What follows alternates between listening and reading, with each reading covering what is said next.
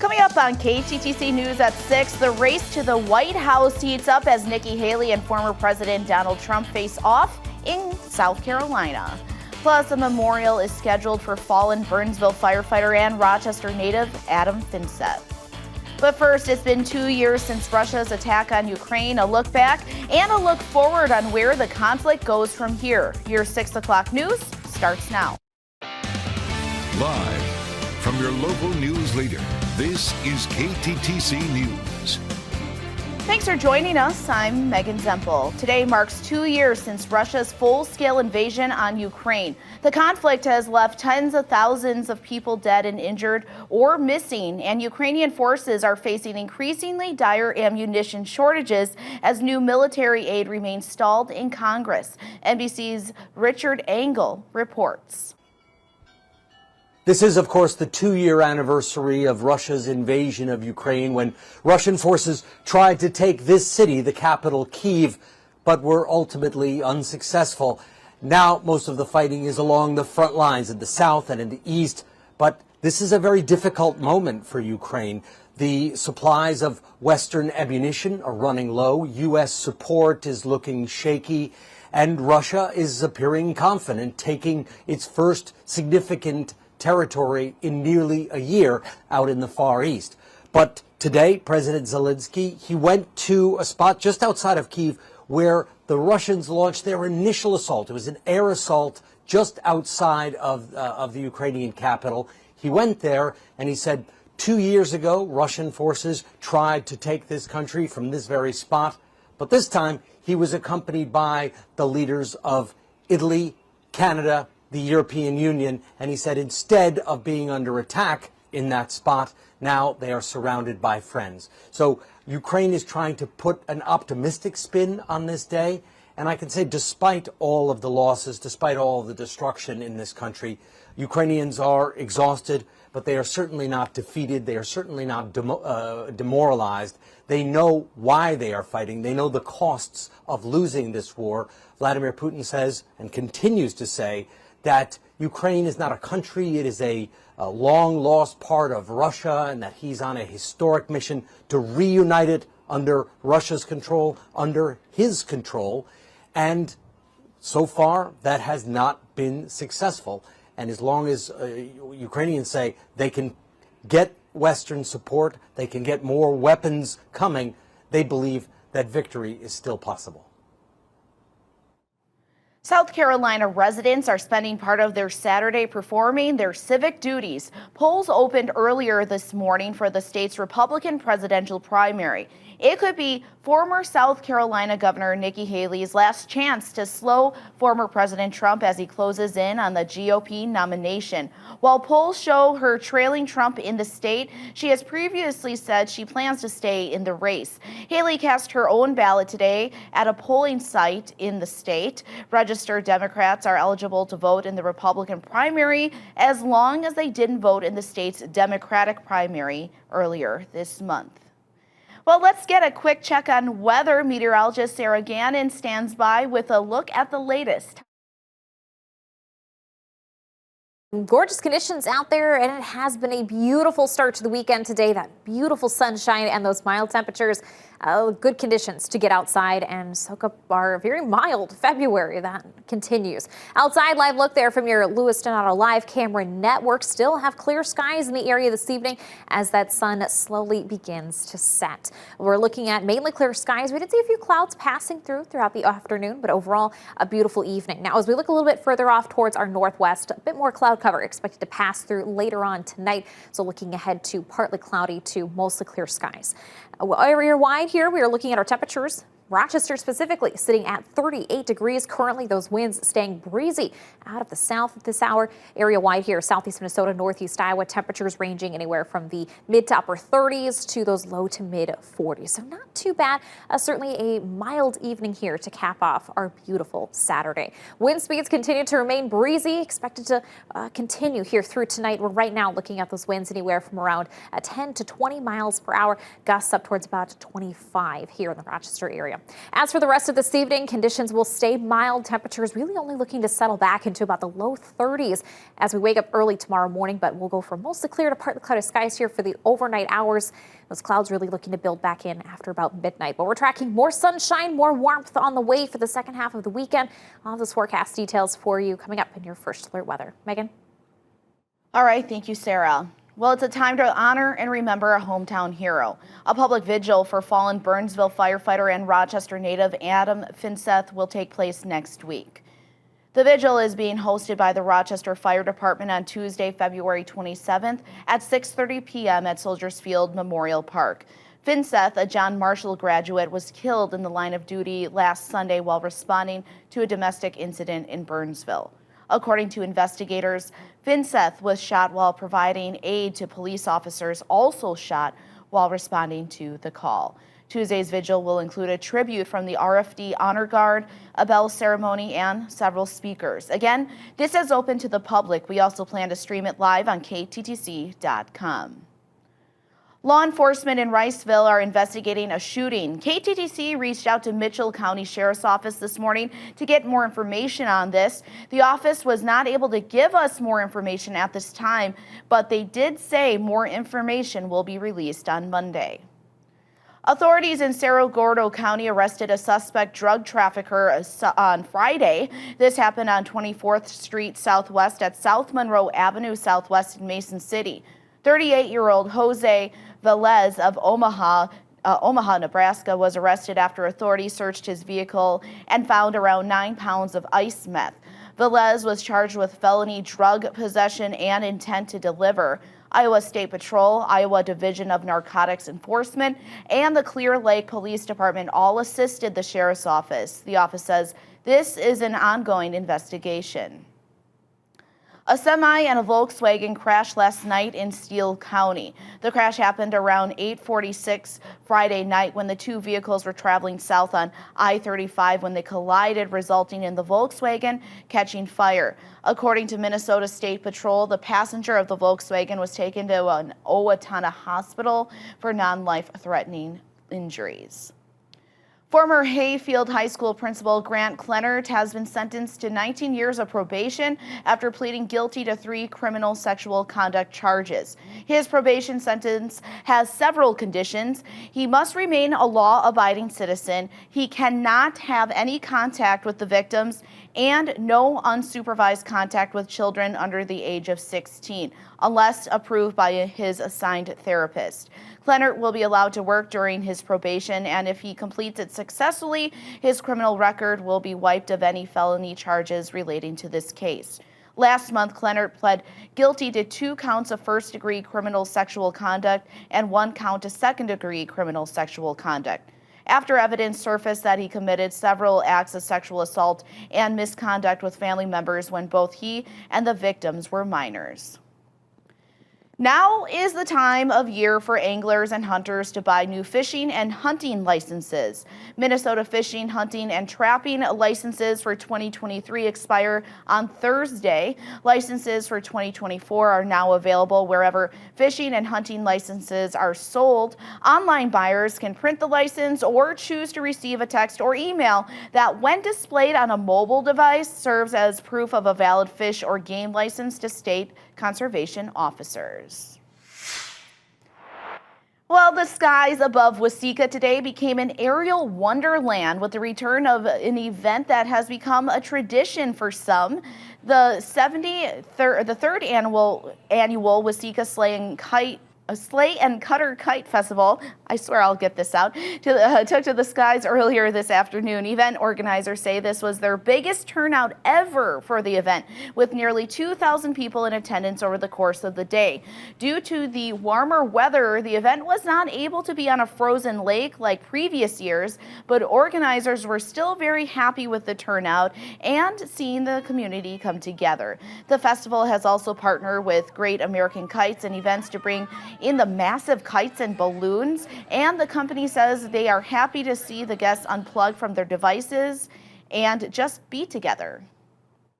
I didn't have that when I was growing up. I didn't have that smartphone.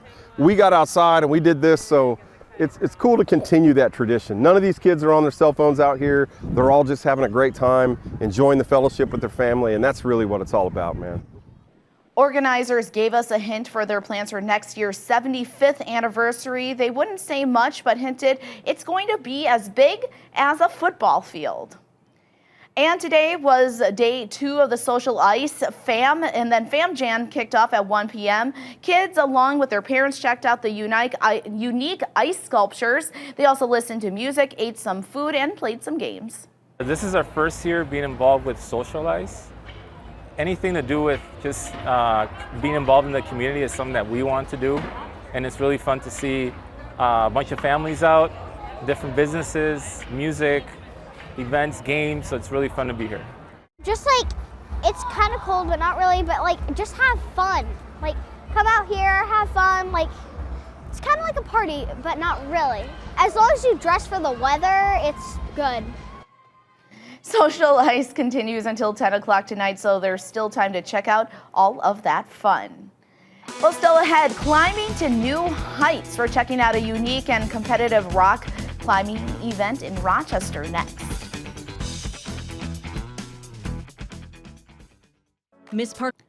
Welcome back. Summer will be here before we know it, and the Rochester Public Music is planning ahead for its Forward Concert series. It's putting out a call for food vendors. The Forward Concerts start in June. They take place in parks all around Rochester, including the 4th of July celebration at Soldiers Field.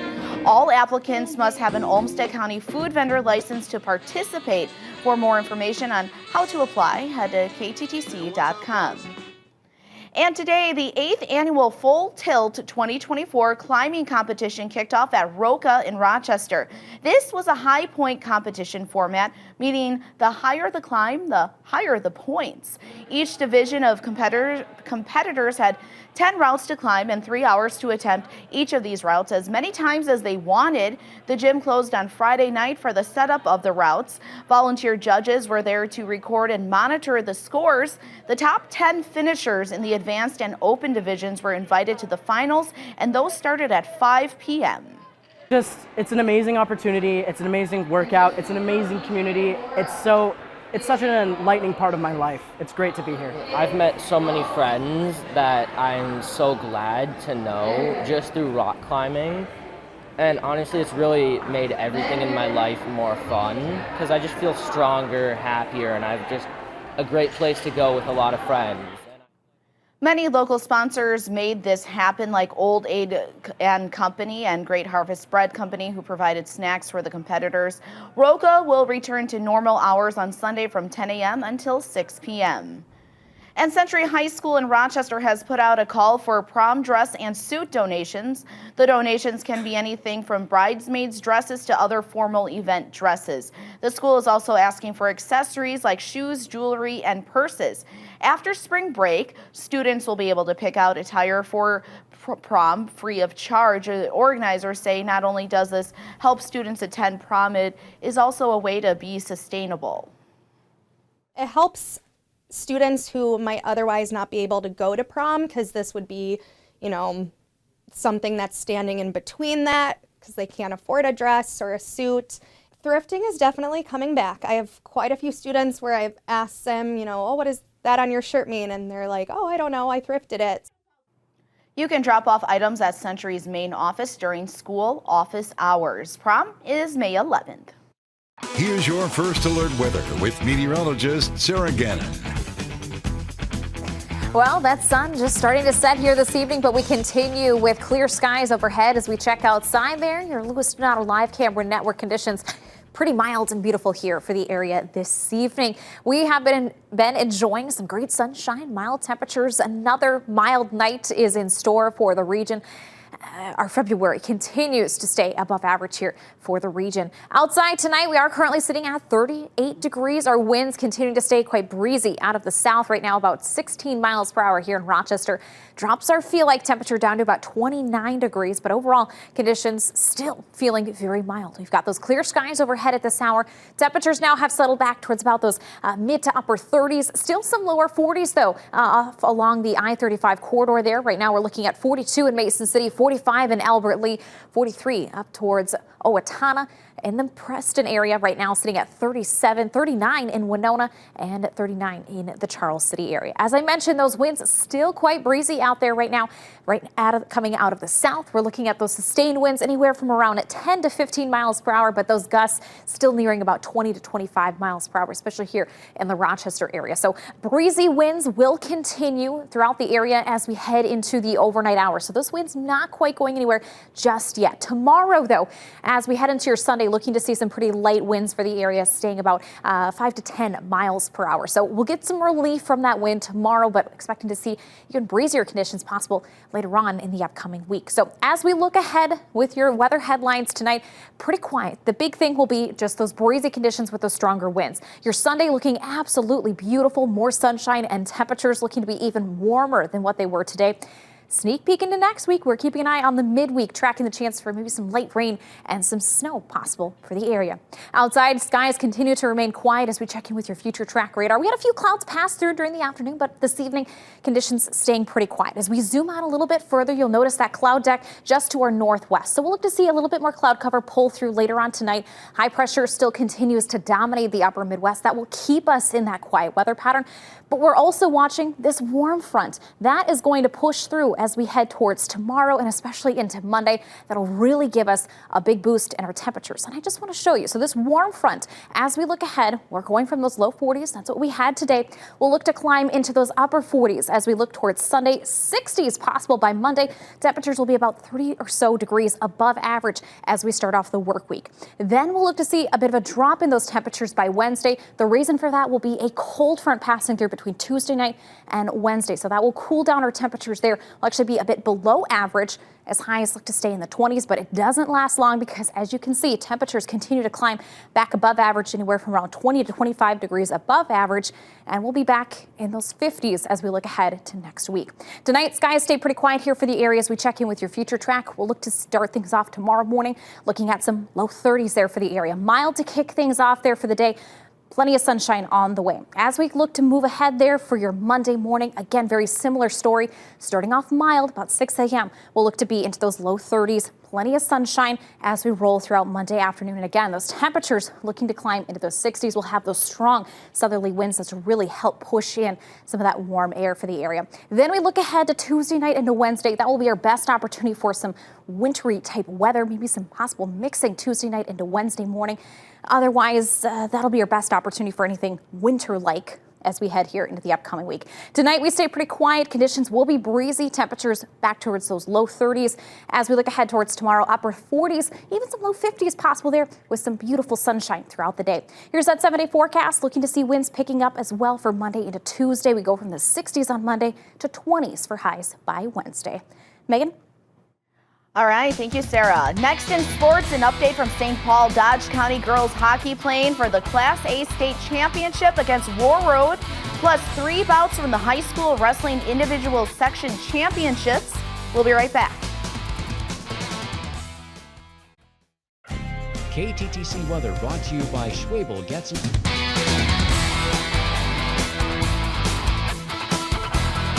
Welcome back, everyone. Our Nick Speliopoulos is currently in St. Paul, so here's a quick look at sports. The Dodge County Wildcats are in the Class A Girls Hockey State Championship right now. Dodge County's Nora Karstensen opened the scoring with a power play goal, but the Warriors have rattled off 5 unanswered. Dodge County's Alexa Van Straten added 1 more to the Wildcats' tally. That's all Dodge County would muster, though. War Road wins its 3rd straight Class A championship, 5-2, the final. Nick will have highlights from this one later tonight. While the girls' hockey season is in the championship Saturday, it's boys section semifinals. Here's a look at what's ahead tonight for the boys. The Owatonna Huskies are north, preparing for the top-seeded Lakeville South Cougars. Here in Rochester, Century John Marshall is ready to host the Farmington Tigers, who played spoiler in the quarterfinal, taking out 3rd-seeded New Prague. The Panthers will look to stop the upsets tonight. Both games start at 7 from the higher seeds arena. And in Section 1, Class 1A, this game a neutral site, Rochester Rec Center. This one should be a good one. Wyatt Farrell and the La Crescent Hoka Lancers have their sights set on championship games. The one team standing between them, second-seeded Dodge County Wildcats. Puck drop from the Rochester Rec Center is 7:30 p.m. And here in Rochester, the final day of the individual Section 1 wrestling tournaments for 3A, 2A, and 1A took place at Mayo Civic Center. One of the big highlights from today from 3A, Albert Lee's Ryan Collins pinned Century's Ryan Toma in the 121-pound semifinal to make it to the championship round. From Class 2A, Casson Manorville's Joseph Kennedy continued to dominate on the mat. He only needed 3 minutes and 10 seconds to tech fall Wasika Slade Barnett Kennedy heading to the finals. And one more dominant performances continued in Class 1A. Chatfield's Javier Berg advancing to the championship with a tech fall of his own, 18-1, his semifinal finish over Dover Iota's Bronson Shea. And not only will Nick have highlights from the X, but he'll also be back for a full finishing recap of the individual section wrestling tournaments at KTTC News at 10. That's your look from Sports, and we'll be right back. KTTC weather brought to you by Extreme. Well, Sarah, I'm looking forward to Monday. Yeah, hey, you did a great job reading sports there. That was awesome. I've never done that before, so show me some grace. Thank you. You did great. I think you did really good with that. Thanks. Weather's looking fantastic. We could see 60s by Monday, possibly some near record temperatures in the area if we get into those 60s, so it'll be interesting to watch. All right, thank you. Thanks for joining us. See you later.